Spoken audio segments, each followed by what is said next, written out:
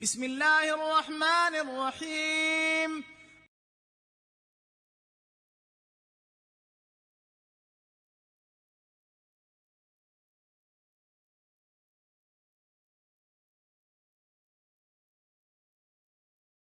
Unos 120 años después de la muerte del profeta y con el fin de la era de los califas rectos, los Khulafa al-Rashidin, Abu Bakr, Umar, Uthman, Ali, el califato abasida se asentó en Bagdad, ¿no? Esta ciudad se convertiría en una capital del pensamiento y de la pluralidad, ¿no? Donde convergerían pues múltiples puntos de vista. Entonces la necesidad de establecer la verdad del Islam inevitablemente va a tomar una nueva forma o una nueva dimensión. Parte de esto fue el empezar, por ejemplo, desde la época del segundo califa abasida, al-Mansur, ya podemos encontrar las más tempranas traducciones de obras filosóficas traducidas del griego al árabe. De este modo, la filosofía basada en el aristotelianismo y el neoplatonismo ganó muchísimo renombre entre musulmanes, y los musulmanes desarrollaron su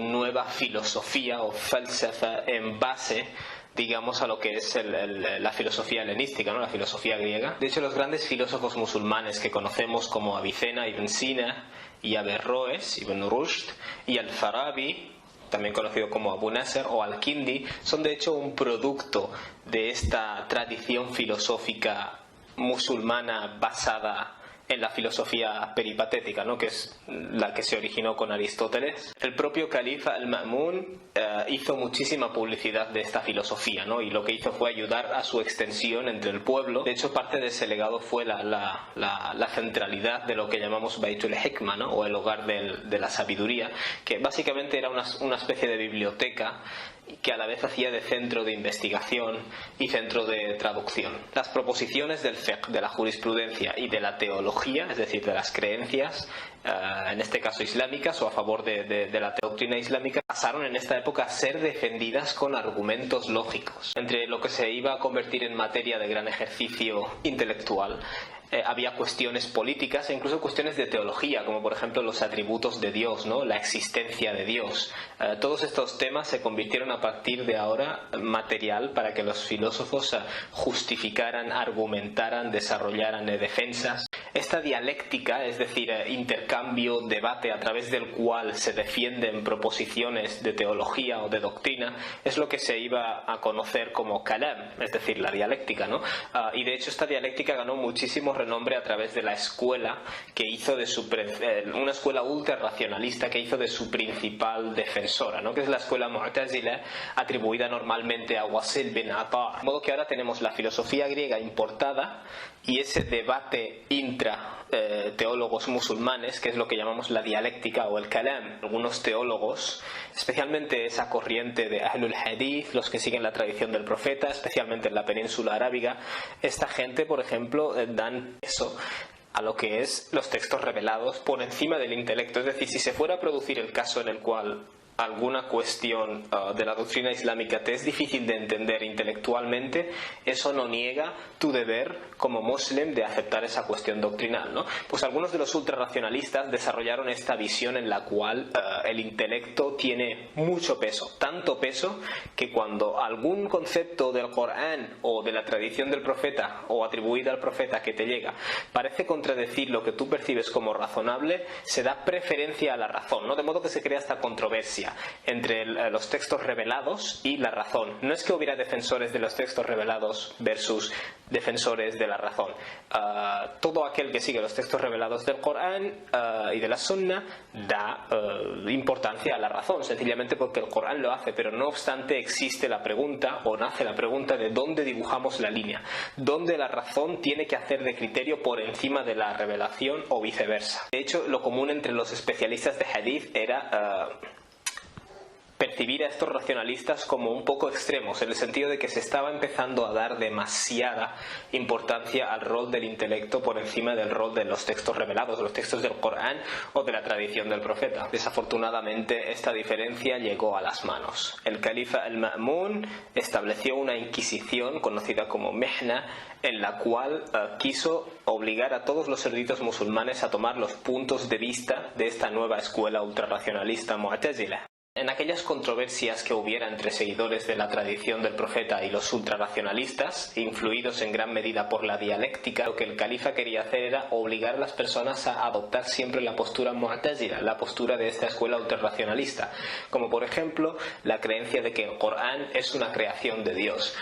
Hoy en día nos cuesta entender esto, pero una de las controversias que nació es exactamente qué es el Corán. Si es el discurso de Dios y uno de los atributos de Dios es que Dios se expresa, entonces el Corán vendría a ser una palabra increada de Dios, es decir, no pasó a la existencia, ¿no? Los ultrarracionalistas básicamente lo que hacían era, entre otras cosas, negar los atributos de Dios o algunos atributos de Dios y darles significados alegóricos, ¿no? Esto, aunque hoy en día nos cuesta entenderlo, en aquella época marcaba la diferencia entre aquella persona que seguía a los seguidores o que estaba en la línea de los seguidores de la tradición del profeta versus las personas que daban menos peso al hadith. De hecho, a veces desechaban textos del hadith si no les parecían razonables y reinterpretaban el Corán siempre en base a lo que ellos consideraban el criterio intelectual. Uno de los nombres que resalta aquí es el de Ahmad bin Hanbal. Ahmad bin Hanbal, uno de los seguidores de la tradición, a los que podríamos llamar tradicionalistas o Ahlul Hadith.